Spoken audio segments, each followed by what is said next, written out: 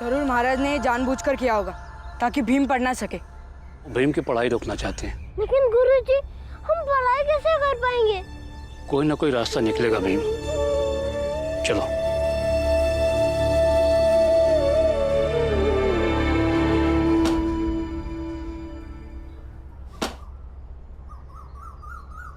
आई बोल।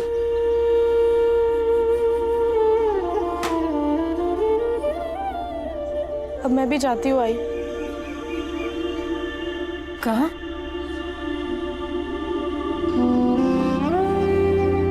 ये ससुराल की तरफ की काकी मिली थी। उन्होंने बताया है कि बच्चे और तुलसा वापस घर आ गए और बार बार बस यही पूछ रहे कि आई कहाँ है, बाबा कहाँ है। उन्हें तो ये भी नहीं पता आई कि उनके बाबा अब कभी वापस नहीं आएंगे। मुझे जाके उन्हें समझाना होगा, संभालना होगा। इस बार मुझे मत रोको आई, बच्चों को मेरी जरूरत है।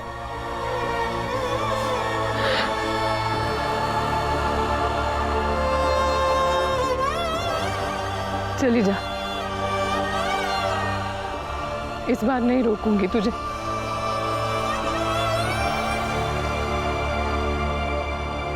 गंगा भाई, सही कहा तुमने। बच्चों को सबसे ज्यादा तुम्हारी जरूरत है। दामाजी के गुजर जाने के बाद तेरी जिम्मेदारियां और बढ़ गई है।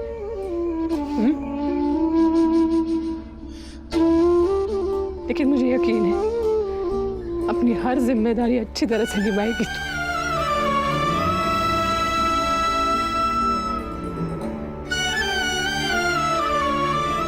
गंगा बेटा, अपने सास ससुर को लेकर मन में कोई कड़वाहट मत रखना।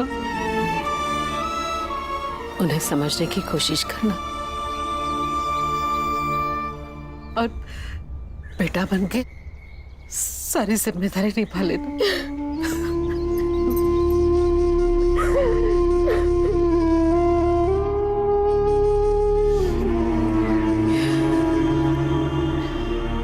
और हाँ, कुछ दिनों में मैं बाबा को भेज दूंगी वहां पे। तुलसा को घर भेज देना। नहीं आई, कुछ दिन तुलसा को मेरे पास ही रहने दीजिए। वैसे भी यहाँ के हालात कुछ ठीक नहीं है। जब ठीक हो जाएंगे तो मैं खुद उसे लेकर आऊंगी।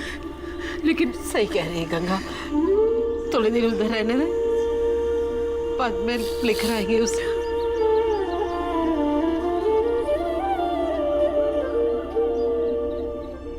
ठीक है,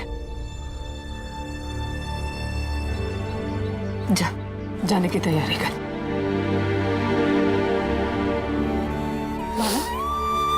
दीदी को छोड़ने मैं जाता हूँ।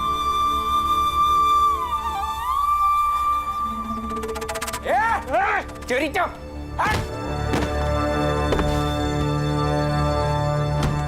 ये सब क्या हो रहा है? ये तोड़-फोड़ क्यों मचा रहे हो?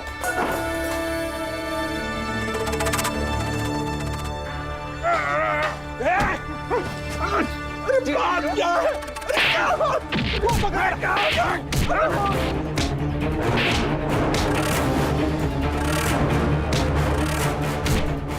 हिंसा।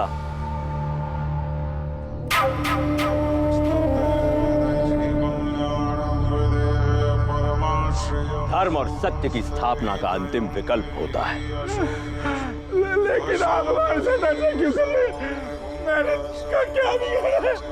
कुछ नहीं किया, किंतु अब एक कार्य करना है। क्या महाराज? हम सबका भला देखते हैं, सबकी भलाई सोचते हैं,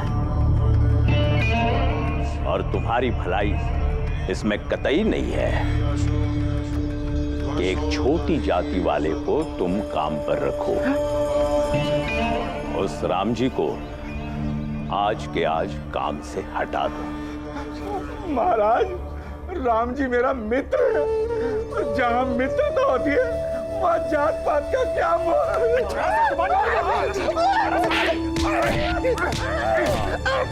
शांत शांत। इसने तो मित्रता का सार सुनाया है, छोड़ दो इसे।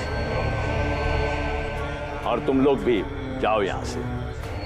जो आज्ञा महाराज। जी महाराज।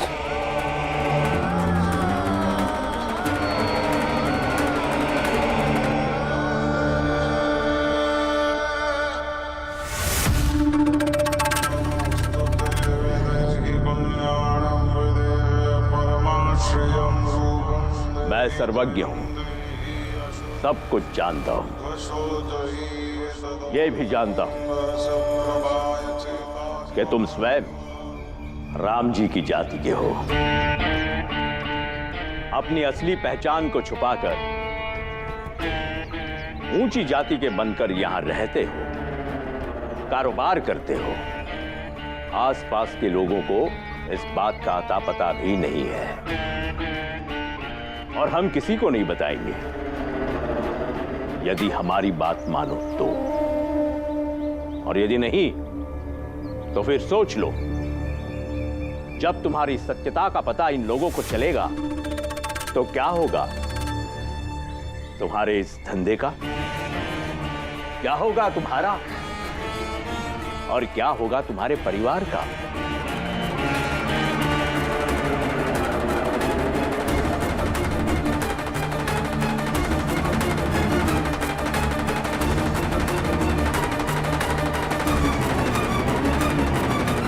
सेठ जी, आज से मैं रोज काम पर आऊंगा।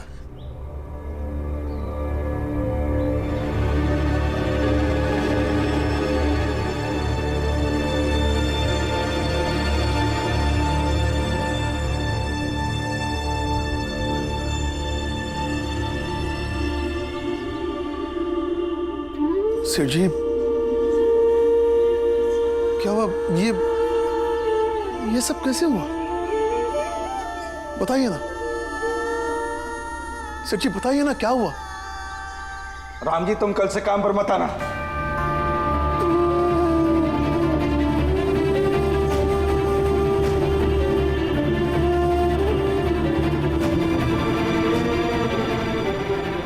क्या हुआ सेठ जी?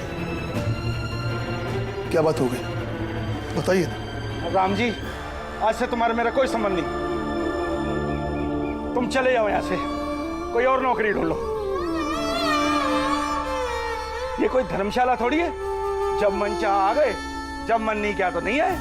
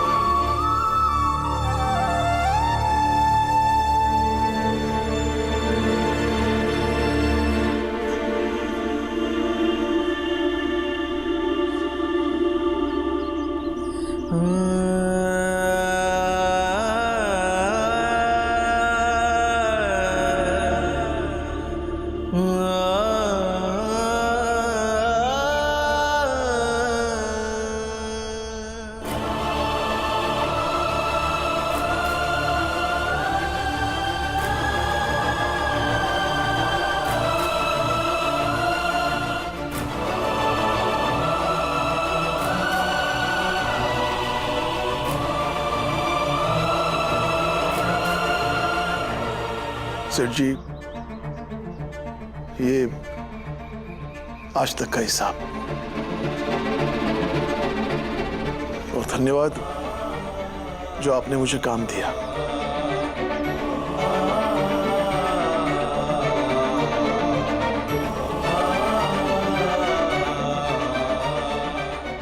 और हाँ सेठ जी, इन बिखरे हुए सामानों के पीछे जो कहानी है उसका मैं अनुमान लगा सकता हूं, इसलिए मेरे मन में आपके लिए कोई शिकायत नहीं है और ना ही कभी हो सकती है। अगर उससे कुछ गलती हो गई तो माफ कर दीजिए।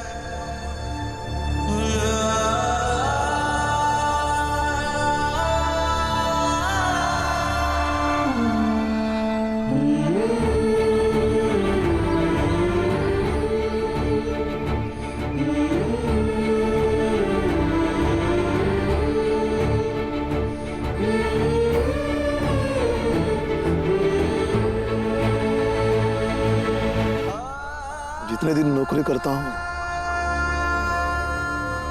उससे ज्यादा दिन तो नौकरी ढूंढने में चले जाते हैं। समझ में नहीं आता है क्या और कैसे करूं, किस किस मोर्चे पर लड़ूं, कितना लड़ूं। हूं तो आखिर इंसान ही ना। घर जाऊं तो समाज वाले जीने नहीं देते, नौकरी पर आओ तो वहां भी परेशान करने आ जाते। बीवी बच्चे पर से एक मुसीबत खत्म नहीं होती तब तक दूसरी मुसीबत चली आती है।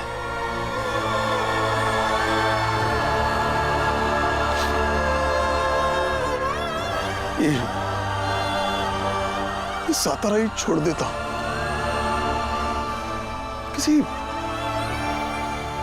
किसी नई जगह चले जाऊंगा, और किसी को अपनी जात नहीं बताऊंगा। और ये तुम कह रहे हो?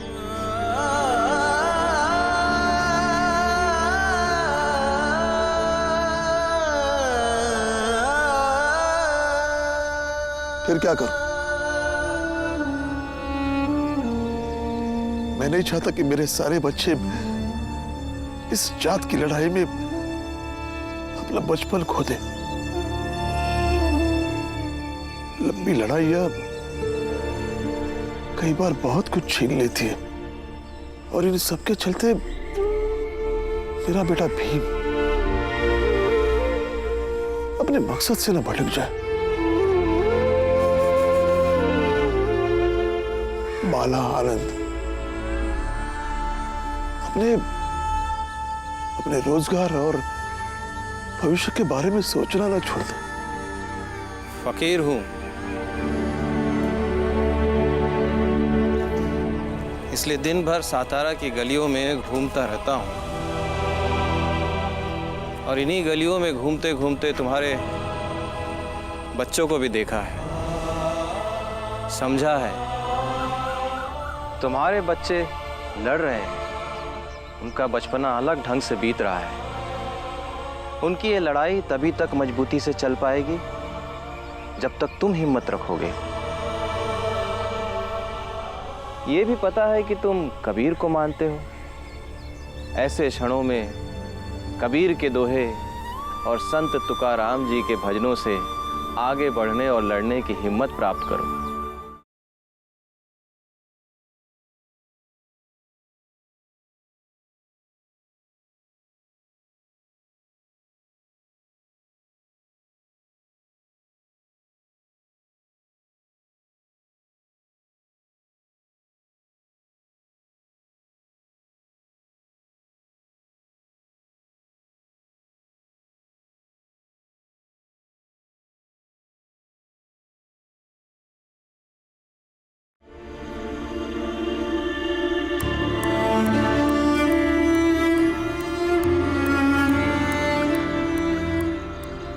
कोई बात नहीं, आपको दूसरी नौकरी तो मिल ही जाएगी।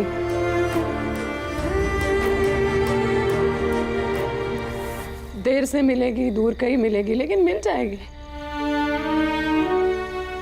और तनख्वाह का क्या है, कम मिले ज्यादा मिले क्या फर्क पड़ता है। हम सब तो कम में भी गुजारा कर देंगे।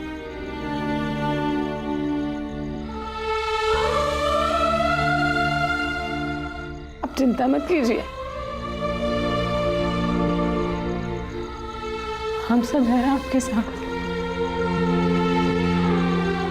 हाँ बाबा, और जो भी फर्क पड़ेगा हम सब मिलकर बांट लेंगे। बस दूसरों को समझा ले, खुद भी तो उदास है। जब से पता चला है कि प्रवचन की वजह से विद्यालय में पढ़ाई नहीं हो सकती,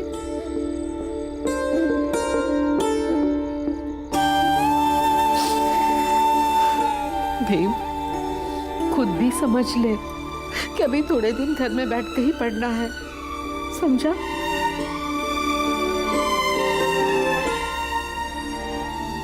हाँ भीमा, अभी थोड़े दिन घर में ही पढ़ाई कर लेना।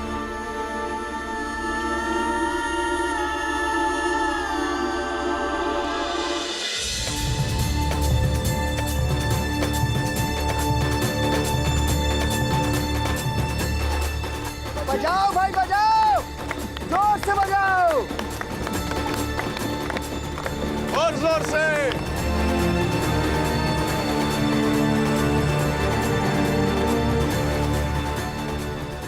जोर से बजाओ भाई, जोर से।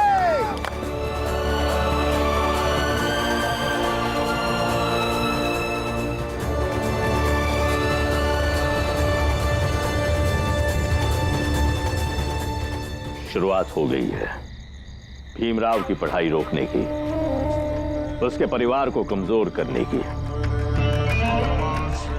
वैसे भी संघर्ष करने और जूझने का बड़ा शौक है ना उस परिवार को, तो वो भी अभी देख लेंगे कि संघर्ष करते करते कैसे सब कुछ समाप्त हो जाता है। पढ़ो, पढ़ के प्रवचन दोगे, हम भी देखते हैं कैसे पढ़ते हो। शांत शांत शांत। अब से रोज दिन में विद्यालय में प्रवचन और रोज शाम को सतारा के हर मोहल्ले में बाजा बजाया जाएगा। ऐसा महाराज जी का आदेश है, ताकि नकारात्मक ऊर्जा हमसे दूर रहे। सर्वज्ञ महाराज जी की जय। बजाओ, जोर से बजाओ।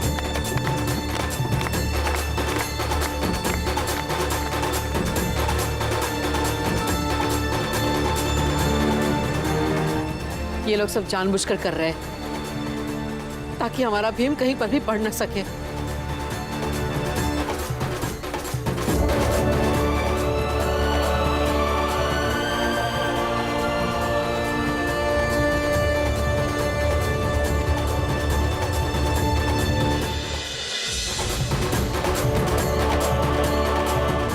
चल बेटा। और जोर से।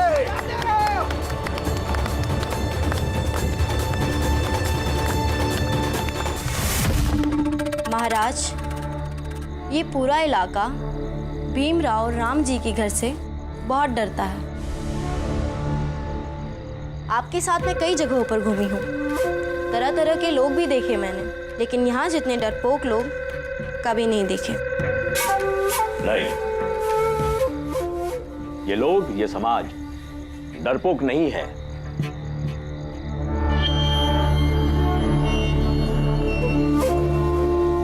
किंतु भीमराव और राम जी, ये दो ही लोग हैं छोटी जाति के जो किसी से भी नहीं डरते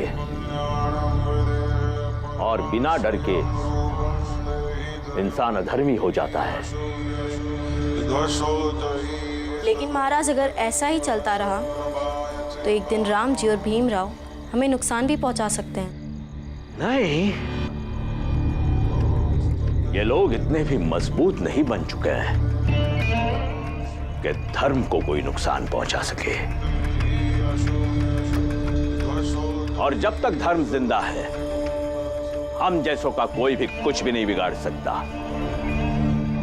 फिर भी उन लोगों को काबू में करने के बारे में हमें कुछ ना कुछ अवश्य सोचना होगा।